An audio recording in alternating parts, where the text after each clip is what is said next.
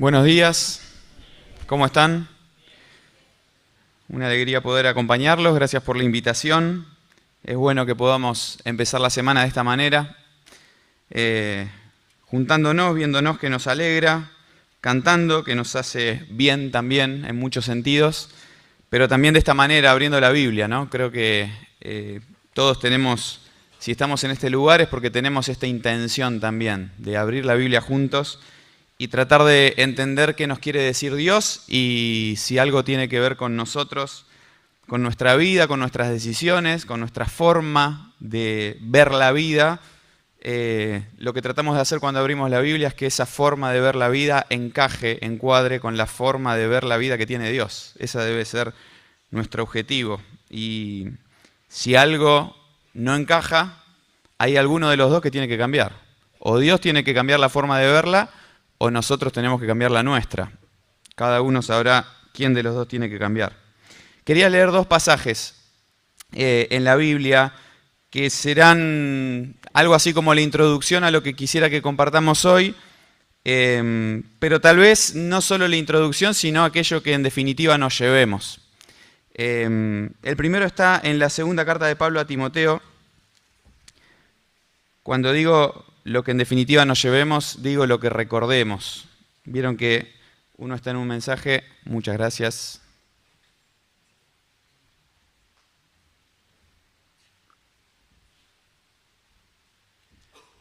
Uno está en un mensaje, escucha un montón de cosas, pero retiene no tantas. No sé si comparten lo mismo que yo, pero escuchamos mucho y retenemos poco. Hoy vamos a tratar de hacer énfasis en una frase y vamos a tratar de recordarla al final también, para que sea tal vez la frase que nos llevemos. Tal vez nos olvidemos un montón de cosas de lo que se diga hoy, pero sería bueno llevarnos esta frase. Dice en 2 Timoteo capítulo 2, versículo 8,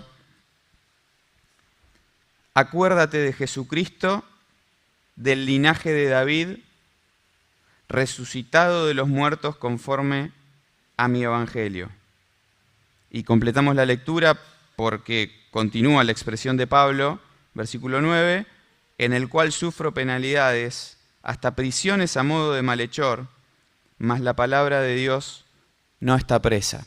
Y el otro pasaje, que creo que va muy de la mano con este, está en Hebreos, en el capítulo 12. Hebreos capítulo 12, el versículo 3. Dice ahí el autor, que desconocemos quién será, hay muchas opiniones al respecto, pero dice ahí el autor, capítulo 12, versículo 3 de Hebreos, considerad a aquel que sufrió tal contradicción de pecadores contra sí mismo, para que vuestro ánimo no se canse hasta desmayar. Pensaba una frase, como les decía, que creo que es la que hoy quisiera enfatizar y decir algunas cosas alrededor de la frase, pero que esa sea la frase que nos llevemos hoy. Es la primera del pasaje de 2 Timoteo capítulo 2, versículo 8. Solo 3 palabras. Acuérdate de Jesucristo. Una frase corta, sencilla, fácil de recordar porque de hecho habla de recordar, ¿no? Habla de acordarse. Pero quería que pensemos juntos algo respecto de esto. En 2 Timoteo 2, Pablo dice, acuérdate de Jesucristo. En el pasaje de Hebreos usa otra palabra. ¿Cuál es la palabra? Considerar, ¿no? Considerad a aquel, ese aquel está hablando de Jesucristo, que sufrió tal contradicción de pecadores contra sí mismo para que vuestro ánimo no se canse hasta desmayar. Miren, la segunda carta de Pablo a Timoteo es una carta muy particular, cada una tiene su historia, ¿no? Cada uno tiene su contexto, cada carta tiene su relevancia, su importancia, pero entre todas las que escritas por Pablo, la segunda a Timoteo tiene su particularidad en que se acepta generalmente que es la última que él escribió, y cuando uno llega hacia el final de la carta se encuentra con que Pablo ya está mirando el fin de la carrera, ¿no? Usa expresiones que le hacen ver a uno que él ya tenía claro que no faltaba mucho para terminar su carrera. ¿De qué carrera estamos hablando? De su paso por este mundo. Y de todas las cosas que estaba emprendiendo, llevando adelante, todas las cosas que él tenía entre manos en su servicio a Dios, que para él era muy importante. Él continuaba en la carrera, él continuaba adelante, pero escribe esta carta con una intención muy concreta: transmitirle a Timoteo cosas que a Timoteo le iban a resultar útiles, porque había una tarea que tenía que continuar, y Pablo claramente se está poniendo en un lugar no de relevancia a él, sino de relevancia a la obra. Él está viendo la obra como relevante, él está viendo la proclamación del Evangelio como importante, él está viendo que este obrar de Dios en el mundo a través de siervos suyos, a través de colaboradores, como dice en Corintios él, que somos colaboradores de Dios en la obra que es de Dios, como Él quiere nos pone y como Él quiere lleva adelante la obra, como el dueño de la mies, ¿no? El Señor Jesús lo decía en esos términos. Hay que orar al dueño de la mies para que envíe los obreros, porque Él sabe dónde hacen falta recursos, Él sabe cómo distribuirlos. Con esto en mente, que Pablo está pensando no en Él como relevante, sino en la obra como importante, Él le escribe a Timoteo y le trata de transmitir instrucciones, consejos, recomendaciones, cosas a tener en cuenta, muchas de ellas que obviamente él fue cosechando en su tiempo de servicio. Había una tarea que hacer, había cosas que llevar adelante. Pablo sabía cómo, porque Dios se lo había mostrado, porque él lo había experimentado y se encarga de transmitírselo a Timoteo. Y qué importante que es ese traspaso, ¿no? Qué importante que es ese consejo, esa guía que necesita el que sigue del que ya tuvo un recorrido. En medio de todo eso, Pablo toma, no vamos a hablar de eso particularmente, pero sí que en medio de todo ese contexto que es relevante, porque estamos viendo a un siervo de Dios movilizado internamente por todo lo que le está pasando, por el tiempo en su vida que le está tocando atravesar, en medio de todo eso, Pablo le deja esta frase a Timoteo. Lo que Timoteo tenía por delante era bastante importante, bastante relevante para su vida y para la de los demás, relevante para la obra de Dios, era desafiante para él.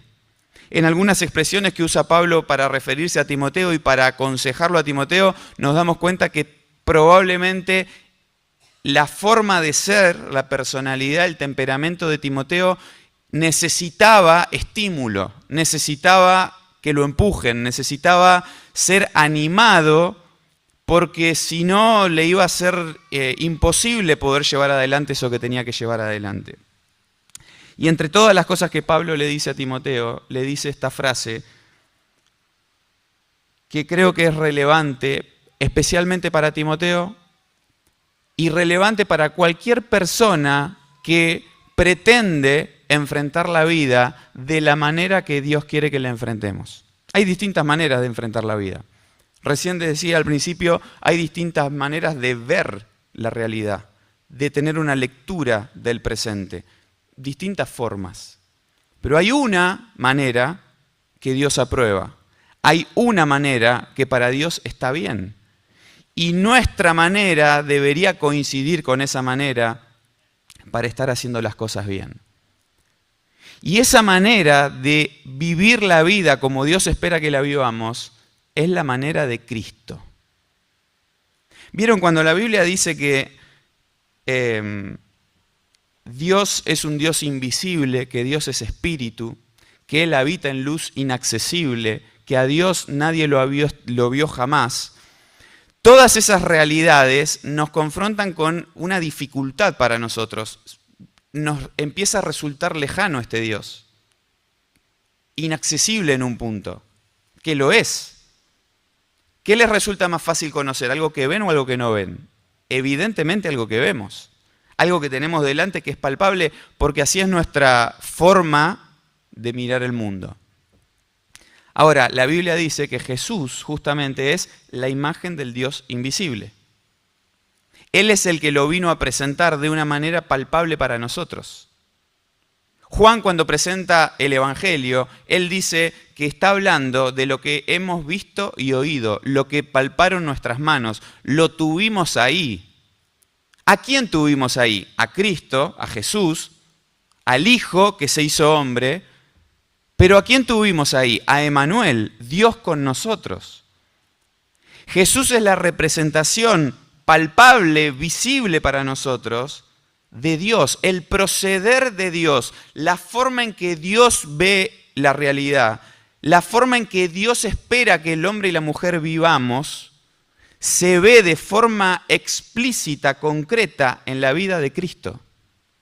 Por eso creo, Pablo insiste en acuérdate de Jesucristo. Acordate, Timoteo, de Jesucristo. Necesitas en cada paso que tenés que dar en tu vida acordarte de Jesucristo. Y la palabra que utiliza Hebreos es muy particular porque no está hablando solamente de un recuerdo lejano, borroso, difuso, como nos pasa muchas veces con los recuerdos a nosotros, ¿no? Que en una conversación podemos decir, che, ¿te acordás de tal? Sí, creo que fue así y me parece que lo cuento de esta manera, y tiene que venir otro para decirnos, che, pero no fue tan así. ¿Te acordás que fue de otra manera? Ah, tenés razón, lo que pasa es que se me mezcló con la otra historia. ¿Les pasa o no les pasa? Mezclamos las cosas, nos acordamos las cosas. Ahora, Hebreos no dice solamente recuerden así lejana o vagamente las cosas, sino que Hebreos dice considerad. Y ahí la palabra apunta a otra cosa. Apunta a detenernos y mirar en ese detenimiento, inspeccionar, analizar la vida de aquel que debemos recordar. No es un recuerdo como quien dice, me acordé de Jesús, sino es alguien que continuamente lo trae a su vida y lo considera, lo analiza, porque lo que está buscando es saber cómo vivir. Viendo a Jesús, vamos a saber cómo vivir. Ahora, yo quería, cuando uno dice, bueno, vamos a hablar de acordarse de Jesús, ¿cómo afrontarlo? ¿Cómo abarcarlo? Imposible, ¿no?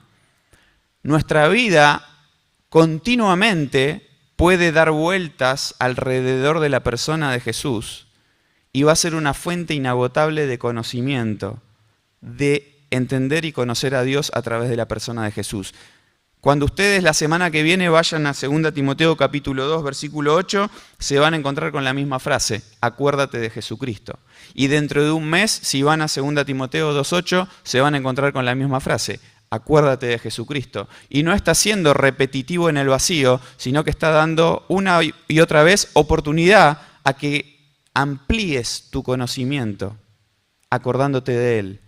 Y conozcas entonces más a Dios. Ahora, ¿cómo circunscribirlo a un mensaje de estos minutos que tenemos? Yo quería ir a 3 puntos, nada más.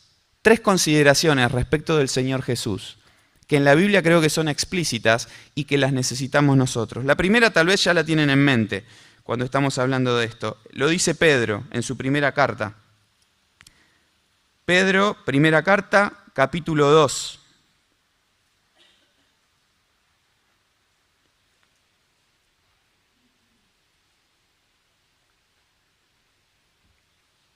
Versículo 21.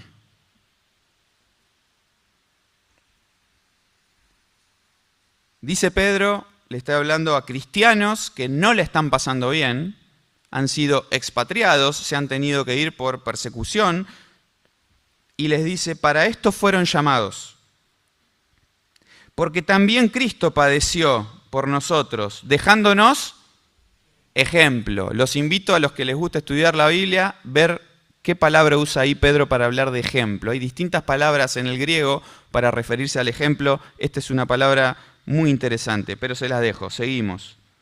Para que sigan sus pisadas.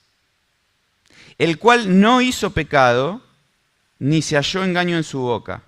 Quien cuando le maldecían, no respondía con maldición. Cuando padecía, no amenazaba, sino encomendaba la causa al que juzga justamente. Quien llevó él mismo nuestros pecados en su cuerpo sobre el madero, para que nosotros, estando muertos a los pecados, vivamos a la justicia, y por cuya herida fuisteis sanados. Porque vosotros eras como ovejas descarriadas, pero ahora habéis vuelto al pastor y obispo de vuestras almas. Miren, en esto de considerar al Señor, de acordarnos de Jesucristo en nuestro presente, en nuestro día a día, para conocer a Dios, tenemos que imitarlo, tenemos que entender cómo reaccionaba el Señor. Cómo reaccionaba el Señor. Existe, ¿no?, este principio de acción-reacción. Es de la física y se traslada a la vida. Toda acción tiene una reacción. Y el Señor acá nos muestra cómo reaccionaba frente a una situación adversa. ¿Cuál era su reacción frente a una situación adversa? No la busca él a la situación adversa. Si ustedes se fijan, está hablando de cuando le maldecían, cuando padecía. No son situaciones que él buscara. De hecho, todo lo contrario, su conducta no ameritaba esa respuesta. Si ustedes piensan, alguien en quien no se encuentra pecado, ni hay engaño en su boca, ¿por qué alguien más lo va a querer maldecir? Parece totalmente absurdo y contradictorio. Sin embargo, fue la reacción que él tuvo. Frente a su conducta correcta, hubieron personas que lo trataron de esta manera. ¿Cuál fue su reacción? ¿Cuál fue su actitud frente a eso? Es interesante pensar, ¿no?, que Pedro se los está diciendo a personas que están también padeciendo, que están también atravesando situaciones adversas que ellos no buscaron, que ellos no se metieron en eso y están pagando las consecuencias de lo que hicieron, sino que ellos estaban viviendo su vida cristiana y encontrándose con dificultades, con situaciones contrarias que les hacían estar mal. Y cuando la Biblia nos dice, acuérdense de Jesucristo en esas situaciones, nos está diciendo, ¿qué hacía el Señor? No amenazaba, sino encomendaba la causa al que juzga justamente.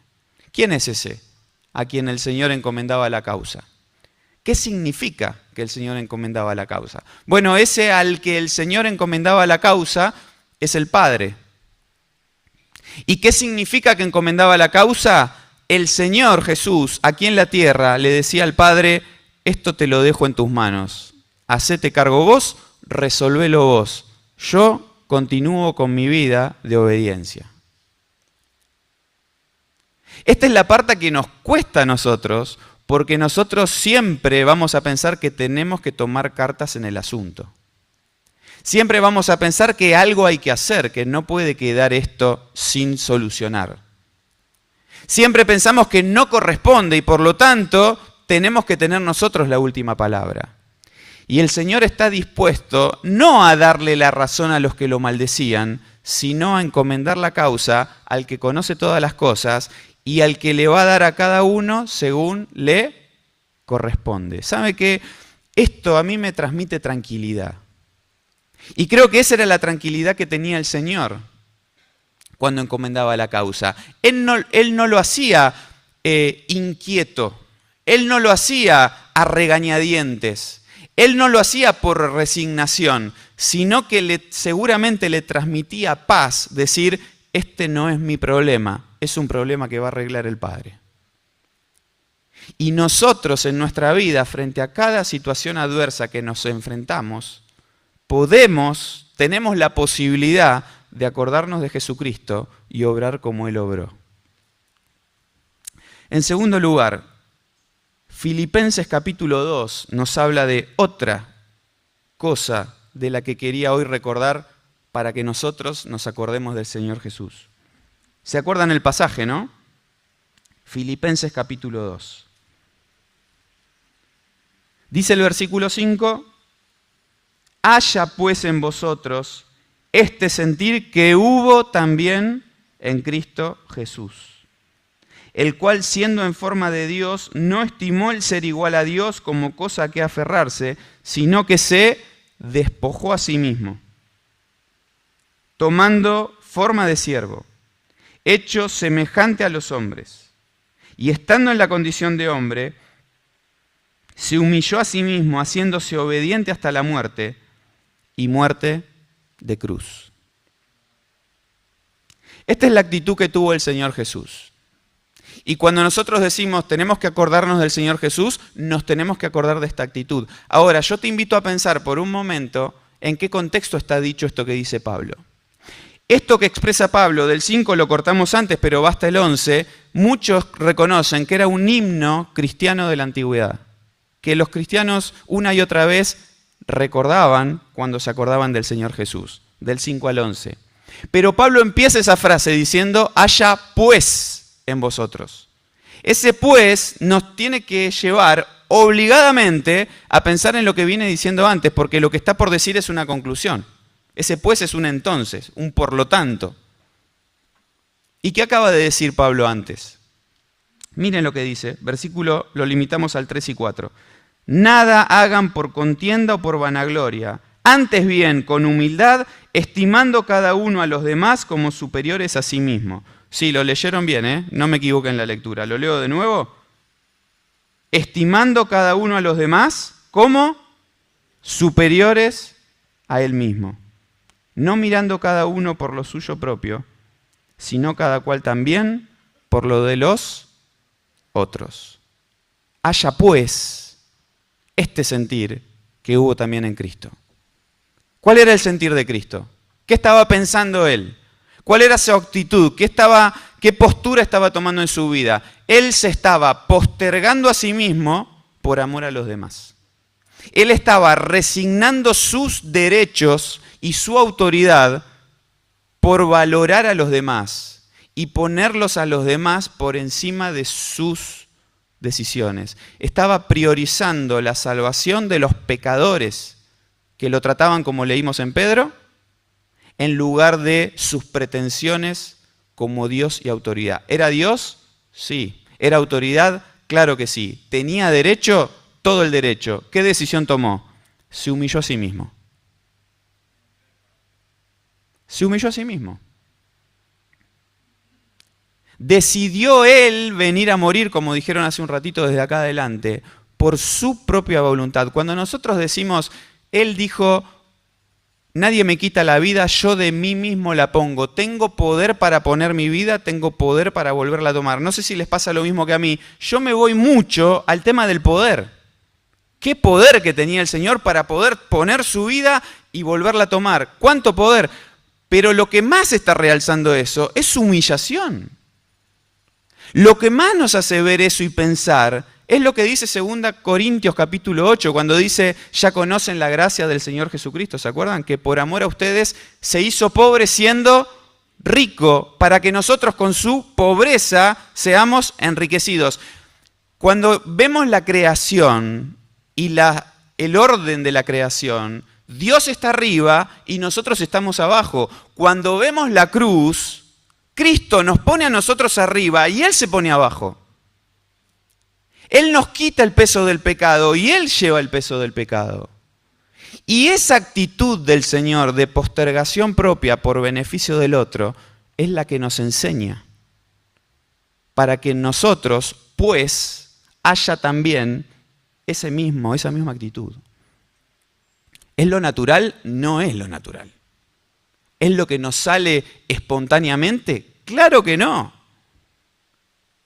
Vamos a ir siempre por el otro camino, de nuestro derecho, de lo que a nosotros nos corresponde, de que nosotros tenemos la razón. Y el Señor nos muestra acá una actitud totalmente contraria.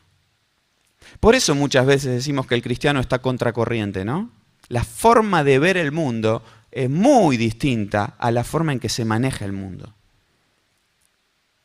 Cuando pensamos en nuestras relaciones interpersonales, las relaciones que tenemos con los demás, con todos los demás, dentro de la iglesia, dentro de casa, dentro del matrimonio, dentro de la escuela, dentro del trabajo.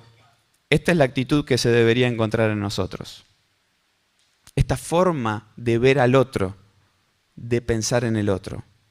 Continuamente deberíamos acordarnos de Jesucristo. Y por último, en la frase, volvemos ahí a Timoteo 2:8, en la frase, creo que de Pablo, hay un tercer punto de qué es lo que debemos recordar de Jesucristo. Como les decía, esto no agota lo que debemos acordarnos, ¿no? Pero era lo que hoy quería que podamos pensar juntos. Frente a nuestro sufrimiento y nuestras penalidades, frente a las cosas contrarias en este mundo, lo que vimos en Pedro. Frente a nuestras relaciones entre personas, lo que vimos ahí en Filipenses. Ahora dice Pablo a Timoteo en lo que estamos diciendo, acuérdate de Jesucristo, del linaje de David, y quiero ir a esta última frase que usa Pablo. Resucitado de los muertos conforme a mi evangelio. Continuamente deberíamos recordar la resurrección de Cristo. En 1 Corintios capítulo 15, ¿se acuerdan? Pablo habla mucho de la resurrección. Y dice ahí, cuando está hablando respecto de la resurrección de Cristo, que si Cristo no resucitó de entre los muertos, lo cual significaría que Jesucristo hoy está muerto y su cuerpo en la tumba, si esa fuera la realidad, dice Pablo, nosotros seríamos dignos de lástima. Esa es la expresión que usa en otras palabras.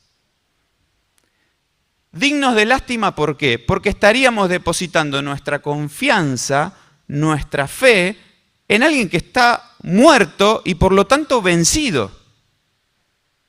Lo venció a él la muerte. ¿Con qué capacidad, con qué poder, con qué autoridad va a venir a pretender ayudarnos? ¿Cómo vamos a pretender que alguien muerto, sepultado y que queda en la tumba, tenga alguna posibilidad de ofrecernos una ayuda frente a lo que necesitamos? En ese mismo pasaje de 1 Corintios capítulo 15, Pablo corta su argumento de si Cristo no resucitó con una frase. Él dice, pero, lo cual cambia todo rotundamente, pero ahora, dice Pablo, Cristo resucitó. Así que aquello que era cierto, si Cristo no resucitó, se convierte en lo contrario porque Cristo resucitó. El Cristo no resucitado no te puede ayudar en nada. No le podés pedir ayuda porque está muerto, pero el Cristo resucitado sí. El Cristo resucitado muestra el poder suficiente para ayudarte a vos y a mí en todo lo que necesitamos. Y esto lo vemos de entrada desde el Evangelio.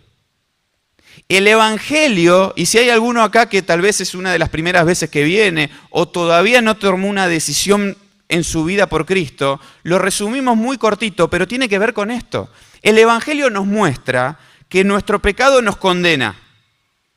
¿A qué nos condena? A pasar la eternidad en el infierno por culpa de nuestro pecado y nuestro presente lejos de Dios por culpa de nuestro pecado.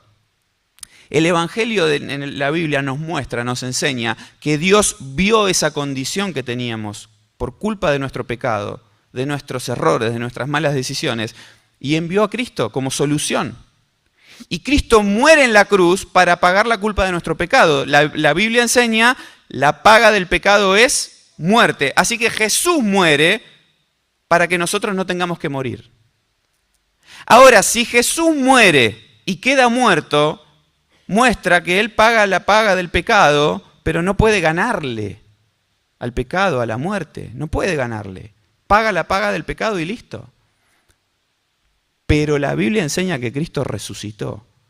Y la resurrección de Cristo es una evidencia de que Él tenía poder sobre todas las cosas. Dice una expresión en la Biblia, la muerte no lo podía retener.